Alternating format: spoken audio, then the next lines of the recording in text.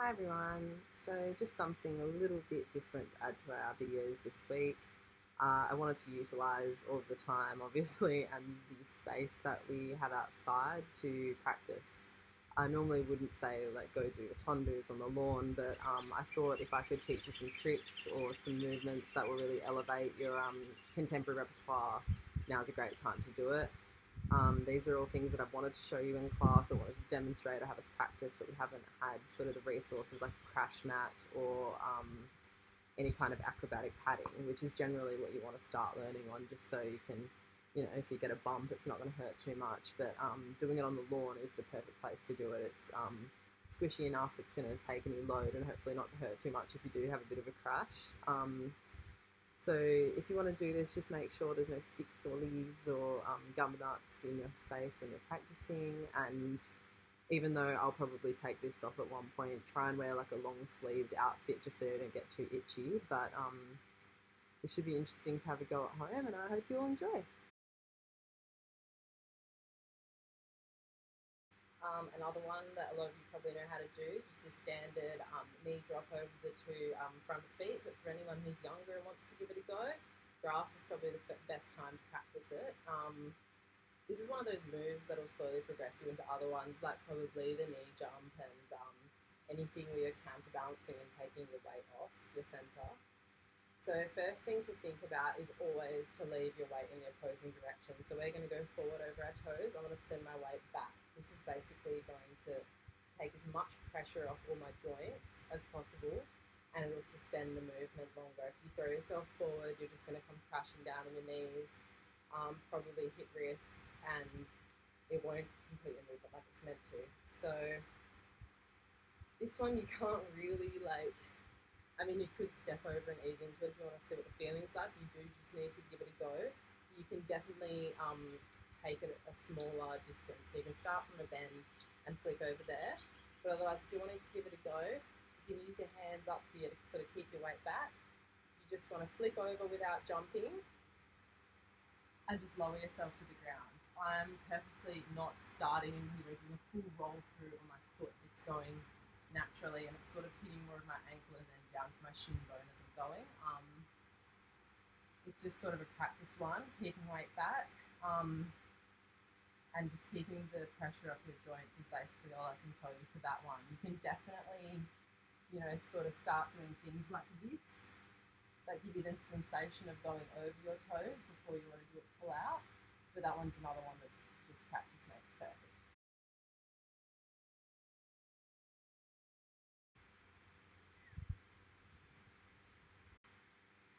Okay, so to build up to this movement, the way you want to start practicing it is hands out to the front. You're going to go right over your toe, so right over the point of your foot, and all of your weight leaning this way to take any pressure off. And just try to drop into it from standing to begin. Keep practicing that until you have the real feeling of making sure you're catching yourself with your hands and not putting any weight over this side. And you can slowly build up to bring the height off until you're ready to start going into a walk. So coming into here, and then into a run, and then you can slowly build up height, and that's basically how you start increasing it. The things to remember, always keeping your weight up and off your body, because you don't want to be crashing onto your foot or your ankle too hard like that, because that's going to result into injury. And you're not trying to crash onto that knee. The reason you can see people do it with such ease, and they're not like hobbling after, is because you're really pulling your weight up out of the ground, and crashing down onto that side is only going to make it worse. So always remembering to use your hands and weight off.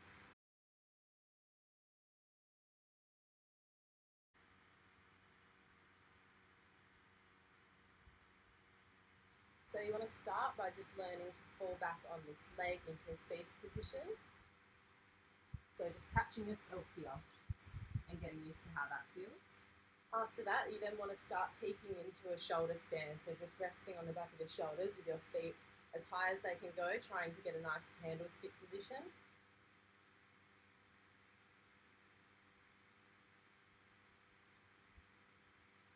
And then once you've gotten your candlestick and you feel like you've got some swing and momentum there and you feel like you could flip over, you want to start getting to that candlestick position, and then as soon as you can flick over your shoulder, do a nice big back arch, feet in the attitude as well, because that's going to make your landing come down nice and smooth and give that whole fish flop effect. When you are in your candlestick position and you're ready to switch, you've got to make a lot of room by turning your head and leaving all of this bare, because your whole body has to get over that space. Same sort of thing I talk about when we do forward rolls.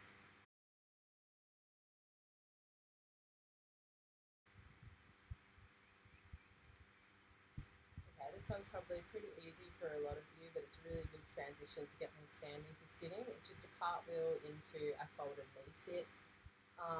The main things you really need to focus about with this one is, again, sending your weight to the opposite way you're going, so you can take all of the pressure off that first foot that's going to land down. And making sure you're reaching with that first leg so you can find that point you can go over the toe and comfortably sit. So you're wanting to go into it like any normal cartwheel. Once you're hitting your midpoint, you want to really extend the legs, find the ground, and then try and ease off the legs so you can get as much weight off it as possible so your landing is smooth and comfortable.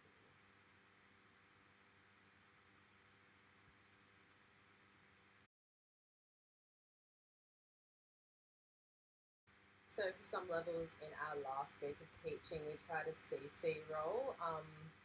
These ones you can definitely try inside, but it's still good to have a go on the ground just so you can just get used to the feeling.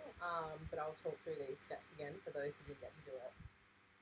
So if we're going to have our right leg coming through, you've got to get into your seated kneeling position. If you always think about coming here and driving your leg through, you get it right. So you want to have left foot up, right hand ready to put down, and the first movement you need to practice is putting your weight on this arm, flicking this foot under, and your right foot through. So just to hop to there. And if you can get to there, fine, that's half of it. After you practice a couple of these, all you have left to do is swing and curve through. So you've just got to remember that once you get on top of this leg and that leg swish through, you can straight away go into a swivel and you start feeling how smooth it feels. So if I do a full CC for you, it should look like this. And just remembering to feed that arm through at the end and really put your weight on this arm while you're switching. It'll take the ease off. And if you're rocking this way to switch and rocking back under, your turn should be nice and quick and you get the good whip around. Next one is a 3-point headstand, so opposed to having your arms like this, two hands, head on the ground. These ones are really good because they offer a lot more stability. I mean, I'm quite long, so I've always had quite an issue with doing this one. It never really worked for me. For this one, you've got your head and two hands as a base of support. So if you're in choreography and you want to move through something that's a little bit more difficult, want to come up into a headstand, I find this one's easier. But first way to go, 3 points. So two hands and head, and you just want to pop them on the ground and get the feeling of that. Once this feels okay, you just want to get into a plank position and just feel where your pelvis is. In headstands, it's really important to get your pelvis right above your head because you want to hit that nice balance point so that once your feet are off, you feel like you're in total control and it doesn't really matter where your legs are. What I'm trying to teach you here is so you're not just getting into a candlestick and holding it, you're able to incorporate your dance movement into it and do different things with the legs while your upper body is keeping you stable. So once you've gone head, two hands, head on the ground, have a feel how your weight's going. It might feel a little bit uncomfortable for some people on top of your head. You do get used to it, but if you need to put something underneath for the time being, that's also fine. Once you've found your weight and started testing it, you just start to bring off the feet a little bit. Even if you're in the tiniest little pike and your legs are only that far off the ground, it's a good place to start because you just keep practicing and slowly it gets easier. So yeah, you're just gonna try and take your feet off and try some different positions and just see how you go. Now, the way I learned to start getting up into a headstand, they call it crow's pose in yoga. So you want to sort of tuck your knees as far as you can into your armpits. And I just found that because you're in that triathlon pose already, the more you tuck that in and bring it up, it feels easier to get your hips above everything else and then start bringing your legs up.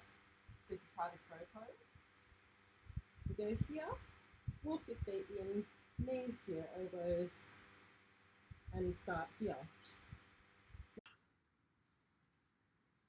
And so once you've had a go at testing your weight, sort of bringing your feet off a little bit, getting your hips in the right position, you can have a go at bringing them into a full candle stand, a split, anything you'd like to try. This is one of those ones that is just practice makes perfect, but I can guarantee any of you would be able to do this if you just gave it a go and had a practice at it. So yeah, once you've had a little tester, have a go at the full thing, which looks like this.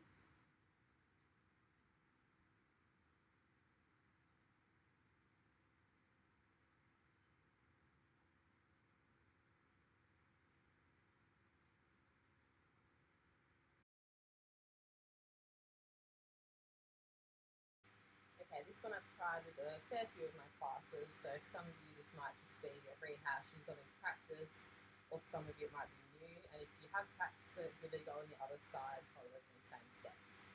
So it's our little half round off jump where you go over your shoulder. So you want to start by going same arm as foot. We do put both hands down, but this is just good to remember how you go into it. So you go same arm as foot, leading into both hands, and bringing the outside foot around to whip you around the corner. So the movement really is sort of curving over the one shoulder, but you want to start aiming to get it all the way over to get that big, lovely slow motion back bend. But you're going to be completely safe when you land because you've got both feet to catch you. Going one at a time is also... It's also a movement. You can practice it with a bent leg and then one straight, but for the moment I'll just prefer you to do both bent. So again, you go same, both hands down, and then bring this back leg around your body to twist you around. So, and once you've done that a few times and you build it up in terms of height, it should look like this.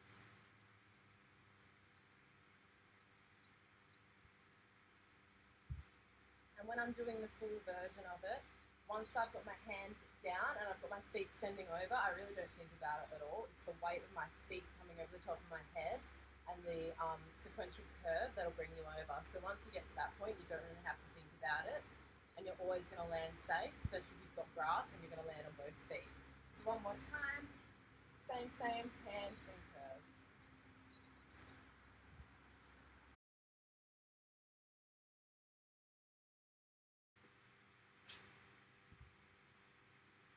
Okay, these ones are similar to a knee drop rolls. They're definitely ones you want to build up to, and I wouldn't give the whole 360 thing a go straight away.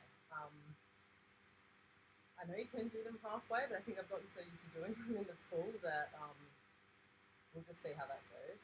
You're basically got to want to practice your knee drop, so you've got to make sure you have that movement first because you're landing straight on your knee. It's not the easiest one to recover from if you've never done it before.